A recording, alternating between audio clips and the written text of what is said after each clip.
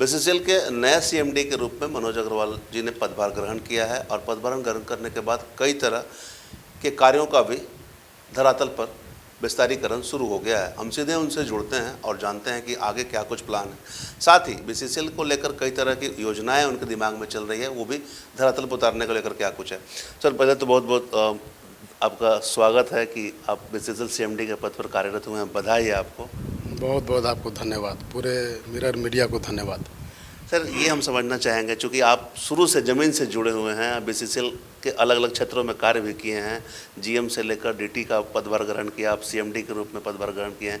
किस प्रकार की योजनाओं को अब धरातल पर उतारना है आपको? सबसे पहले दोबारा मिरर मीडिया और धीरेन्द्र जी, आपको बहुत बहुत धन्यवाद। और मैं बताना चाहूँगा कि मेरे 35 साल के कैरियर में मैं सबसे पहले थोड़े अपने बारे में बता देता हूँ कि एसईसीएल में कोरबा एरिया में बल्गी अंडरग्राउंड, जहाँ 15 से 20 किलोमीटर प्रतिदिन अंडरग्राउंड में 1 in 4 1 in 5 ग्रेडियंट में आना जाना होता था। मोस्ट मैकेनाइज माइन थी अंडरग्राउंड।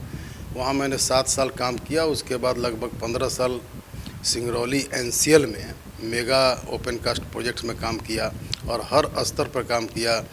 एमटी जेट पीरियड से ज्वाइन करके अंडर मैनेजर, असिस्टेंट मैनेजर होते हुए मैनेजर माइंस का, और उसके बाद से पीओ, और उसके बाद जीएम मैंने 6-7 साल काम किया पिपरवार में, और धोरी एरिया सीसीएल में झारखंड में 12 साल इसके पहले मैं था। और ये सब प्रभु की कृपा और अपनी मेहनत, आप सभी लोगों की शुभकामना, बड़ों के आशीर्वाद से यह पद मिला है जो कि एक गौरवशाली इंडस्ट्री में, सब्सिडरी में गौरवशाली पद होता है। और जो आपने भविष्य की योजनाओं के बारे में जानना चाहा, मैं शुरू से ही वर्कर से के उत्थान से और कंपनी के उत्थान में ही अपना जीवन यापन और जीवन व्यतीत किया हूं। और सवेरे से शाम तक कोयला और पत्थर ही हम लोग के दिमाग में, विथ क्वालिटी कोल और वर्कर्स के, हमारे एम्प्लॉइज़ का उत्थान कैसे हो, यह मेरी अभी तक की 35 साल के करियर का इतिहास रहा है। तो आगे भी उस अनुभव को आगे बढ़ाते हुए बीसीसीएल, जो कि ये सही बात है कि एक लंबे अरसे से 1972 से शुरू होकर के लगभग 53 साल हो गया, 28 साल उधर, 25 साल इधर। इस पीरियड में बीसीसीएल ने बहुत सारे उत्थान, ऊपर नीचे, उतार चढ़ाव देखा है। तो उस हिस्ट्री को, उस इतिहास को आगे बढ़ाते हुए 2-3 मेरी प्राथमिकताएं होंगी कि हमारा तो बिजनेस, कोर बिजनेस कोयला उत्पादन है, और ख़ास करके बीसीसीएल जहाँ की coking, Bharat coking coal limited, नाम में ही कोकिंग कोल जुड़ा हुआ है। कोकिंग कोल का लगभग 59%, 59% देश का हम लोग उत्पादन करते हैं, और भी सारे इस सब्सिडी और अपने प्राइवेट प्लेयर्स को सबको लेते हुए। तो यह कोकिंग कोल क्यों ज़रूरी है, और स्टील उत्पादन के लिए इसका बहुत ही, कोकिंग कोल वास्ट का हमारे वासरी के थ्रू, तो सबसे पहले कोकिंग कोल का उत्पादन बढ़ाना है, जिससे कि स्टील इंडस्ट्री को एक बल मिले और हमारा जो आयात होता है, इंपोर्ट कम हो, इंपोर्ट सब्सिशन हो, बल्कि ऐसी स्थिति में लाना है कि देश के विकास में हम कोयले का एक्सपोर्ट कर सकें इंपोर्ट के जगह। तो कोयले का भरपूर उत्पादन, सुरक्षा, सेफ्टी और गुणवत्ता के साथ। दूसरा, कोयला, कोकिंग कोल आप जानते हैं कि एश कंटेंट हमारा ज़्यादा होता है, उसमें उसको एश कंटेंट कम करने के लिए वासरी के थ्रू वास्ट करके हम इसका उत्तम कोयला वासरी में पहुंचाएंगे। और वासरी भी हमारी 5 चल रही हैं, 3 आने वाली हैं, और 2-3 मोनेटाइजेशन में भी हैं। तो उसका भी अभी लगभग 16 से 17 मिलियन टन हमारा एग्जिस्टिंग कैपेसिटी है, जिसको ऑलमोस्ट हम लोग मोनेटाइजेशन और हमारे अपने कुछ वासरीज बन रहे हैं, उससे हम लगभग डबल करेंगे, जिससे कि स्टील के उत्पादन में बहुत बड़ा योगदान मिलेगा। साथ ही मैं बोलना चाहूँगा कि हमारी अन्य गतिविधियाँ, समाज के प्रति जो हमारा उत्तरदायित्व है कोल इंडिया का, बीसीसीएल का, सीएसआर आदि एक्टिविटी में, उसमें भी बढ़ोतरी की जाएगी। और सबसे ऊपर हमारा एक एक एम्प्लॉई अपने परिवार के साथ सुख, सुविधा और खुशी के साथ जीवन यापन करे, यह मेरी सर्वोच्च प्राथमिकता रहेगी।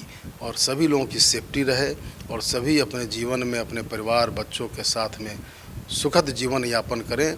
यह बीसीसीएल कोल इंडिया हम अपने माननीय चेयरमैन पीएम प्रसाद साहब के नेतृत्व में, अपने मिनिस्ट्री के सभी हमारे अभिभावकगण के निर्देश में, और सभी जनप्रतिनिधियों, रैयत, media, local administration each and every का सहयोग लेते हुए, जैसे आज तक मैंने अपना जीवन यापन और उत्थान किया है, सबके सहयोग से हम सभी लोगों का उत्तम विकास करने के लिए BCCL कृत संकल्प है।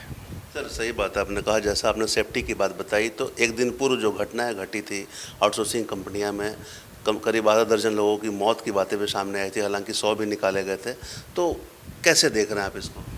देखिए, यह घटना जो 5 तारीख को लगभग 10:45 सुबह में हुई, बहुत ही दुखदाई है, बहुत ही निंदनीय है, और जितना भी बोला जाए, एक हमारा ये दुर्भाग्य रहा कि इस तरह की घटना ने अंजाम लिया। लेकिन इस घटना के पश्चात हमने पूरे सारे, और पूर्व में भी हम लोग कर रहे थे, सबसे पहले तो मैं बताऊंगा कि हमारी पूरी संवेदना उन सभी मृत परिवारों के लिए है जिनका कि इसमें अपने जान की गंवाना पड़ा।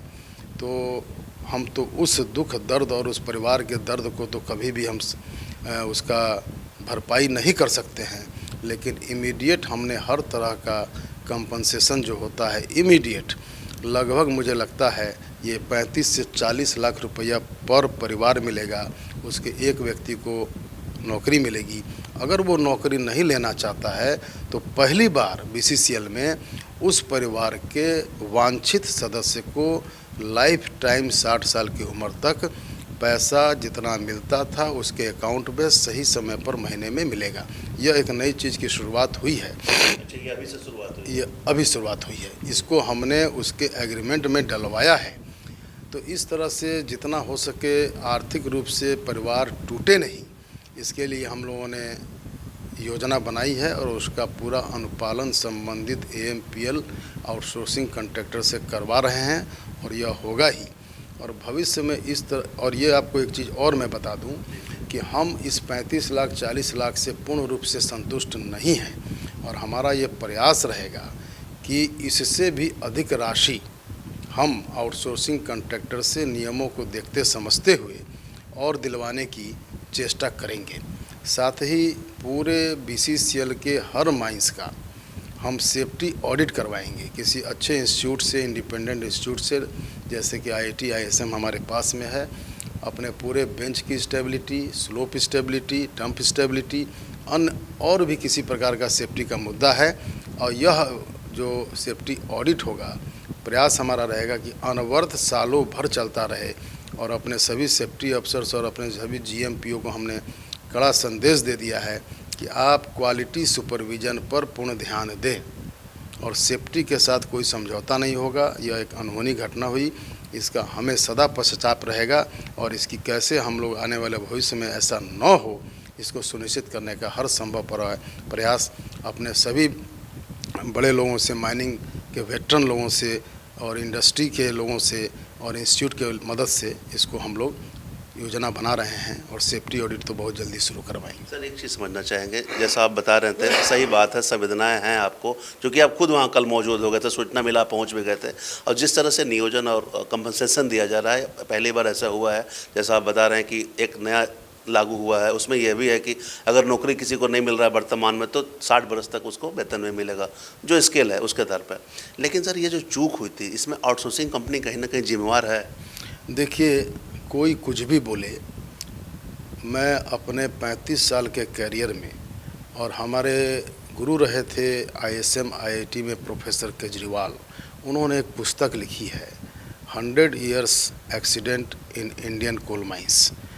तो निस्संदेह कोई भी घटना 98-99% अगर कोई घटना होती है, दुर्घटना होती है, तो कहीं ना कहीं किसी न किसी की चूक रहती है।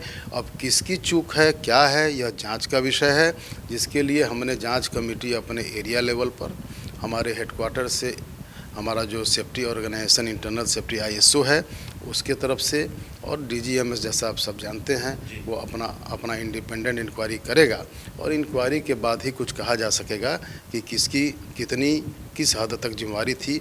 लेकिन यह मैं पुनः दोहराना चाहूँगा कि कोई भी घटना, दुर्घटना या रोड पर हो, सड़क पर हो, रेल में हो, माइंस में हो, हवाई जहाज़ में हो, कहीं ना कहीं कुछ चूक तो रहती ही है।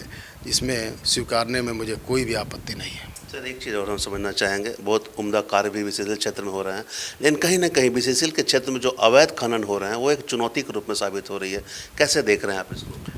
हाँ, मैं भी इसको, चूँकि मैं 86-90 तक ISM IIT से पढ़ा, धनबाद से जुड़ा हूँ, और कुछ ऐसी चीज़ें होती हैं समाज में, देखिए कुप्रथाएं जो चलती हैं, पहले सती प्रथा थी और भी जैसे कि तलाक का था, तो ये सब जो कुप्रथाएं कोड़ की तरह हमारे समाज में व्याप्त हैं, एक समय आने पर समाज के जागृति, अवेयरनेस और सरकार के डिसिप्लिन और अच्छे कार्यों से यह सब जैसे जैसे दूर होता गया, उसी तरह से यह भी एक कुप्रथा है।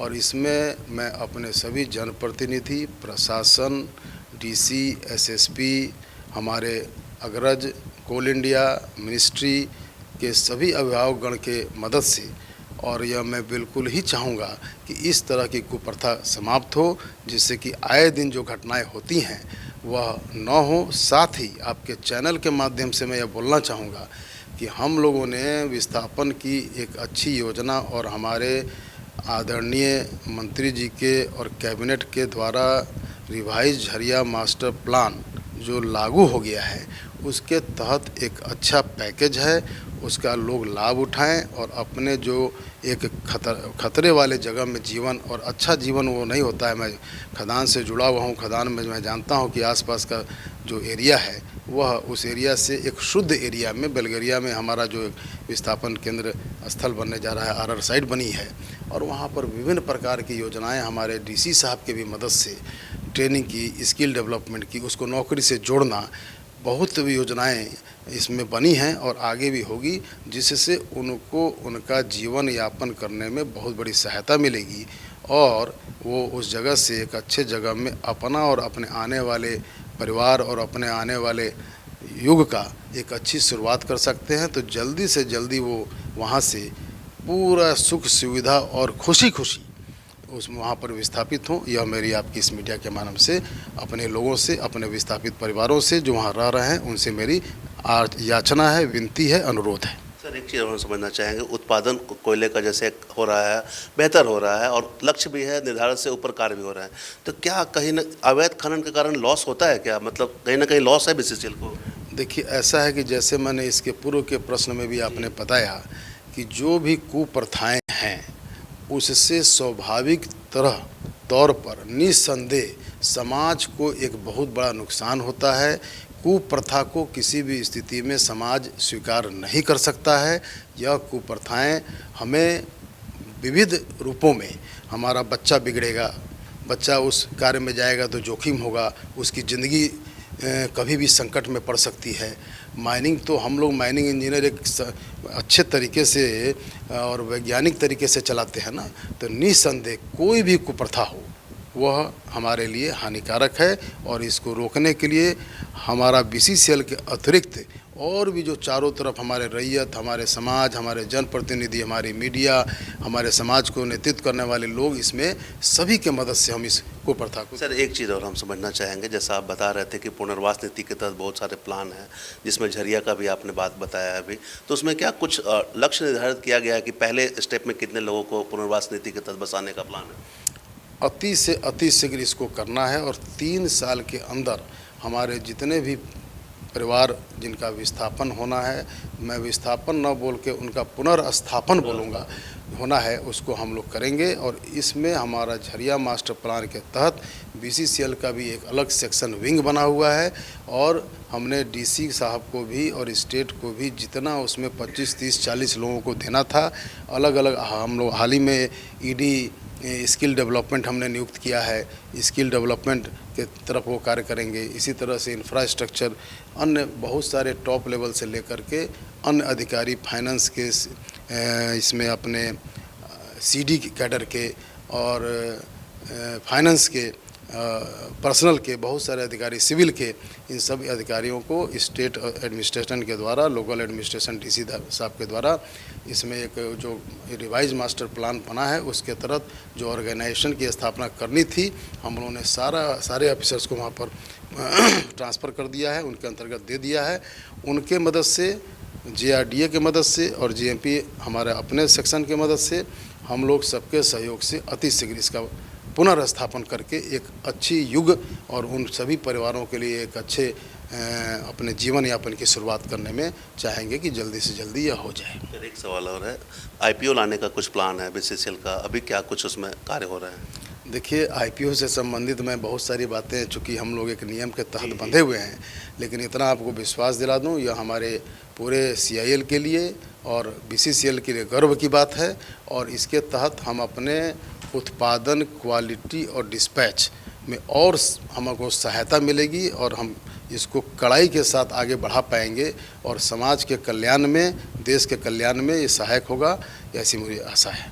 अच्छा, MDO-MED में भी कुछ प्लान चल रहा है बहुत सारे कोलियरियों को ये करने का, तो उसमें क्या लगता है बेहतर करने का प्लान?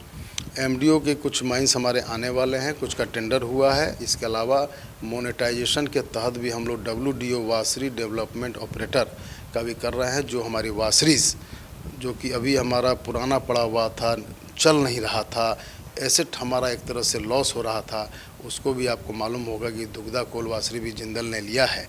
इसी तरह से 2-3 और वासरीज भी दिया जाएगा, जिससे कि BCCL को एक आर्थिक मजबूती भी मिलेगी और साथ में देश के उत्थान में स्टील इंडस्ट्री को वाशिंग कोकिंग कोल का भी सप्लाई हो सकेगा।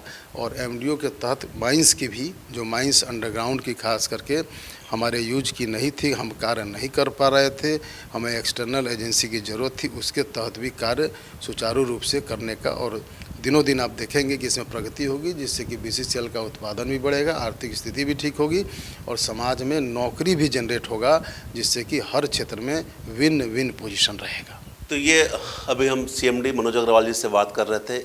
इन्होंने अपने 35 साल के अनुभव को धरातल पर उतारने की बात कही है और BCCL को सभी के सहयोग से एक उच्च स्थान पर पहुंचाने की दिशा में कार्य करने की बात कही है। कई तरह की योजनाएं हैं जिन्हें धरातल पर उतारा जाएगा, चाहे वो पुनर्वास की नीति के तहत की बात हो, लोगों को स्किल डेवलपमेंट के तहत नौकरियों की बात हो, कई तरह की योजनाओं को धरातल पर उतारे जाएंगे। कई प्लान हैं इनके पास जो धीरे धीरे गति ले रही है और वो बहुत जल्द धरातल पर देखने को मिलेगी। साथ ही बीते दिनों जो माइंस में दुर्घटना हुई थी उसमें इन्होंने काफ़ी संवेदना प्रकट की है, गहरी संवेदना प्रकट की है और इनका स्पष्ट कहना है कि उनको जो होना था हो गया, उनको लौटाया नहीं जा सकता है, मुआवजा नियोजन दी जा रही। साथ ही ये जांच भी करवाएंगे कि कहाँ चूक हुई है।